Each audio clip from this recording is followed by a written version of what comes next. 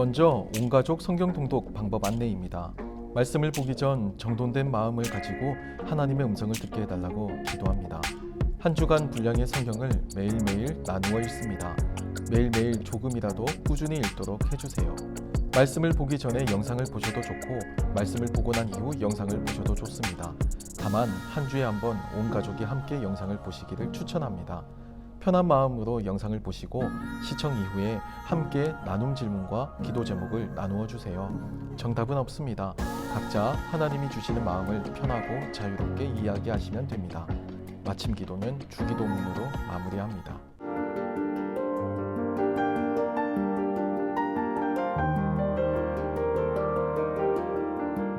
욥이라는 이름은 박해받는 자, 미움받는 자를 뜻합니다.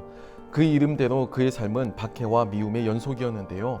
인과응보의 세계관에서 그의 고난은 죄의 결과로 이해가 되고 욥이 마주하는 고난의 현실에 대해서 새 친구들은 사필귀정이라고 하는 반응을 보입니다. 자업자득이니 인과응보니 하는 말은 모두 뿌린 대로 거둔다는 의미로 고난이라는 결과에는 그에 걸맞는 원인이 있다는 의미이죠. 한마디로 욥의 이 엄청난 고난은 그의 엄청난 죄의 결과일 뿐이라는 것입니다. 그렇다면 이 욥기는 죄에 대한 경각심을 일깨우거나 올바른 삶에 대한 교훈 등을 담은 그런 성경으로 이해할 수 있을 겁니다. 하지만 욥기는 처음부터 그 전제를 부정합니다. 성경은 이미 욥에 대하여 온전하고 정직하여 하나님을 경외하며 악에서 떠난 자로 소개하고 있기 때문입니다. 욥기 1장 1절의 소개와도 같이 욥이 죄와 무관하다면 욥기 대부분을 차지하는 그의 고난에 대한 이 이야기는 납득이 되지 않습니다.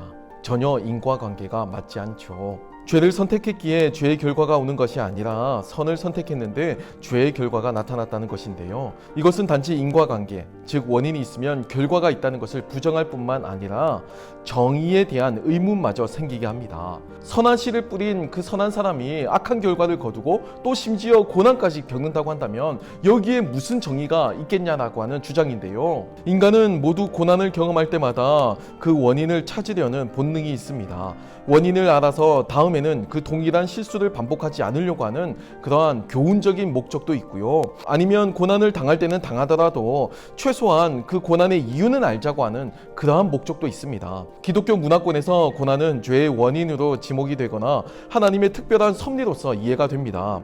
그런데 문제는 이 고난은 당장 고난을 겪고 있는 그 고난의 당사자에게는 너무 가혹하게 여겨질 때가 있다는 것인데요. 죄의 원인에서부터 출발한 징벌이라고 해도 훈육의 그 차원을 넘어섰다라고 하는 그런 고백을 하고 있는 사람들도 계시고요. 성숙을 위한 인고의 과정이라고 이해한다고 하더라도 그 정도가 지나칠 만큼 가혹하다라고 하는 그런 의견 또한 있습니다. 실제로 고난은 다른 사람이 평가하거나 훈수할 수 있는 부분은 아니죠. 고난은 직접 겪는 당사자가 아니면 그 고난의 수준과 형편을 함부로 이야기할 수는 없습니다. 다른 사람이 볼 때 별거 아닌 고난이라고 할지라도 그 고난을 막상 직접 겪는 그 당사자의 입장에서는 표현할 수 없는 큰 고통이 될 수도 있기 때문인데요. 욥기에 등장하는 욥이 딱 그 경우입니다.